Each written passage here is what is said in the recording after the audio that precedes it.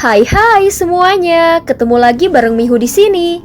Oh ya, kali ini Mihu akan membawakan alur cerita Donghua yang berjudul Battle Through the Heaven. Mihu mengingatkan sekali lagi ya bahwa konten ini full spoiler. Tanpa lama-lama lagi, yuk langsung aja kita masuk ke isi ceritanya.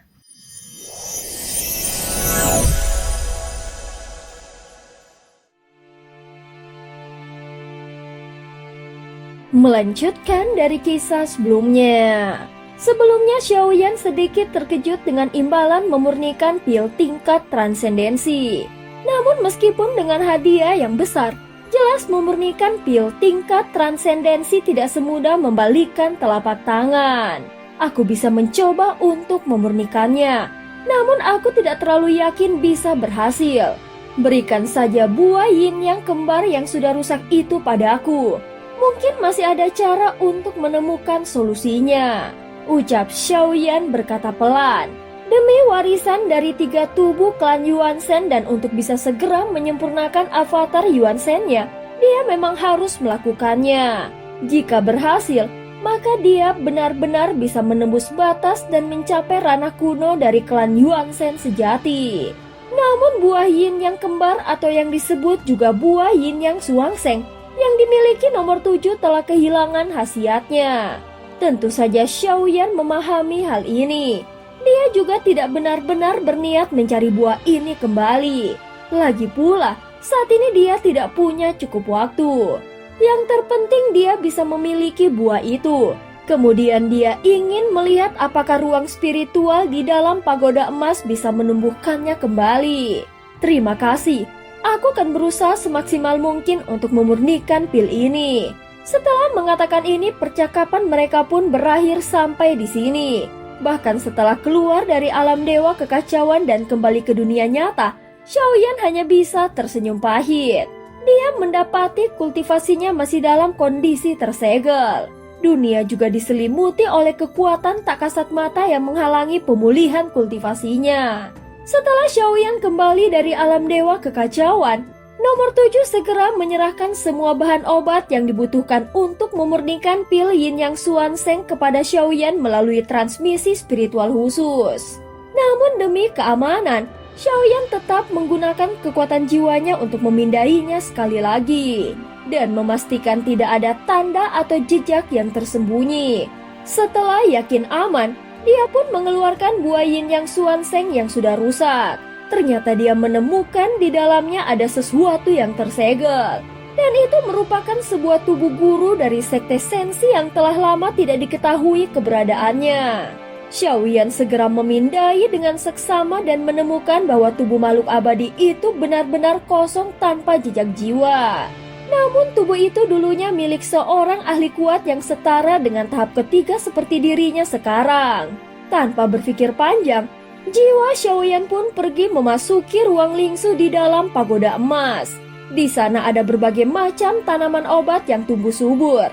Dia memang perlu menanam benihnya saja karena energi spiritual di taman itu akan mempercepat pertumbuhannya secara alami. Dalam waktu singkat, tanaman obat itu bisa mencapai usia dan khasiat yang setara dengan ratusan tahun di dunia luar. Keberadaan taman ini membuat Xiaoyan tidak perlu menghabiskan banyak waktu untuk mencari tanaman obat. Namun untuk memurnikan pil yin yang ini, dia harus menunggu buah yin yang suanseng tumbuh terlebih dahulu di taman ini. Jadi yang bisa dia lakukan sekarang hanyalah menunggu.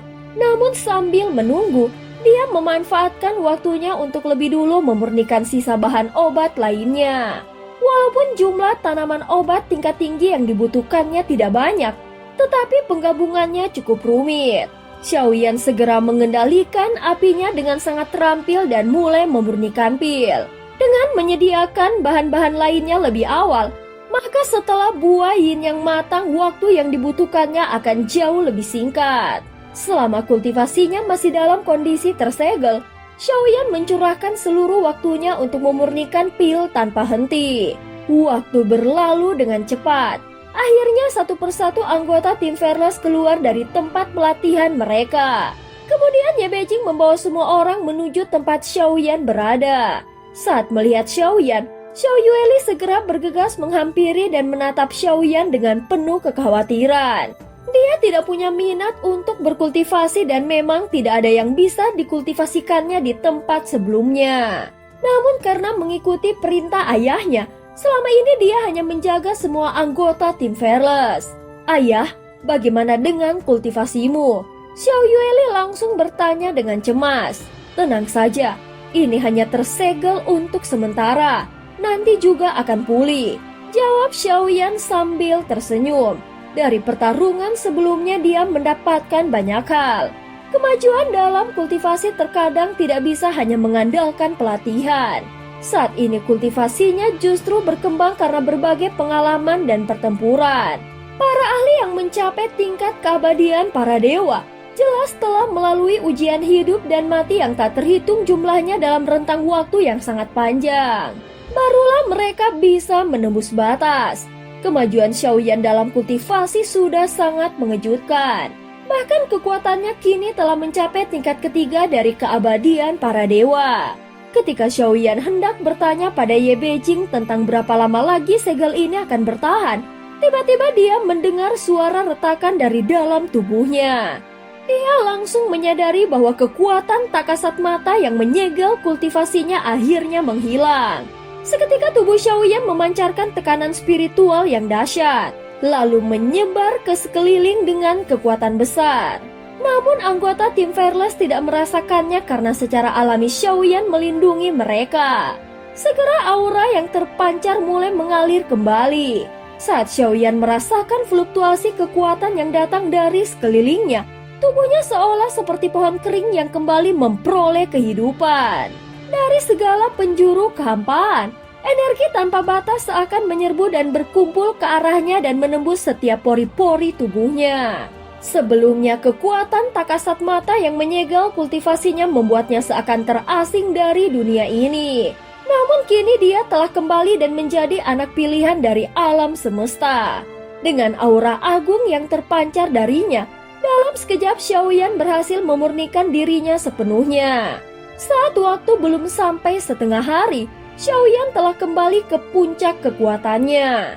Elemen keempat ruang. Begitu dibuka, kekuatan besar menyapu secara luas. Elemen keempat pun berhasil dia bentuk dan padatkan. Elemen kelima hukum.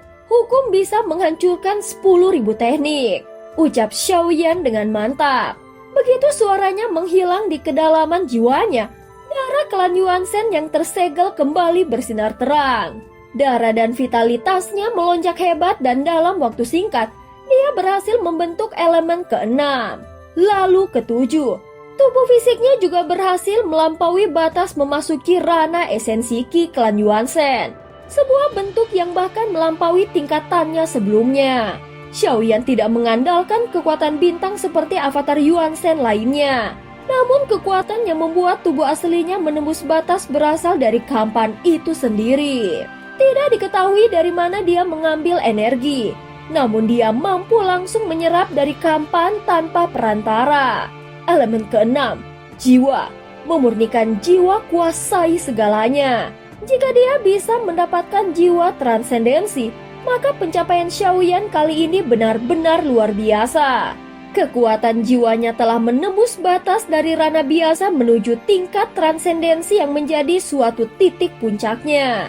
Ini merupakan pencapaian terbesar di dalam kultivasinya. Setelah kekuatan jiwa menembus batas ini, entah itu untuk alkimia maupun pertempuran di masa depan, semuanya akan menjadi sangat krusial. Bila seseorang ingin mencapai tingkat lebih tinggi, kekuatan jiwa tidak boleh lemah meski itu bukan jalur utama kultivasi. Banyak keabadian para dewa gagal bukan karena tubuh mereka, tetapi karena kekuatan jiwa mereka terlalu lemah. Itu adalah kelemahan fatal. Elemen ketujuh hidup dan mati. Pertarungan sebelumnya telah memaksa Xiaoyan ke titik batas kekuatannya. Jika bukan karena kemunculan murka akhir, dia pasti sudah mati dan takkan pernah hidup lagi. Berkat kekuatan dari murka akhir, Xiaoyan tidak hanya membalikan keadaan, tetapi bahkan berhasil mematahkan satu lengan dari sosok misterius tangan hitam itu. Dia benar-benar telah merasakan pengalaman hidup dan mati sehingga memahami hakikat keberadaan. Bukan sekedar melalui hukum atau aturan semata. Kekuatan dari murka akhir bukan sesuatu yang bisa ditemui secara kebetulan. Hanya saat seseorang benar-benar berada di ujung maut dalam ketidakikhlasan untuk mati dan tekad untuk hidup, maka kekuatan itu akan muncul. Dia akan meminjam kekuatan dunia untuk memberikan satu kesempatan terakhir untuk hidup dan mati memasuki murka akhir. Itulah yang dialami Xiaoyan. Kini selain aura yang terus melonjak dari tubuhnya, di sekelilingnya juga diselimuti semacam awan keberuntungan dewa yang berputar. Namun Xiaoyan belum menyadarinya. Seluruh anggota tim Fearless hanya bisa memandang ke arah Xiaoyan. Di mata mereka sekarang, Xiaoyan bagaikan dewa yang benar-benar turun dari langit bersinar di dalam cahaya suci agung. Jelas pada saat ini mereka tercengang melihat Xiaoyan. Dan cerita pun berakhir. Terima kasih udah dengerin Mihu dari awal sampai akhir ya. Please jangan lupa untuk like, comment, and subscribe. Sampai jumpa.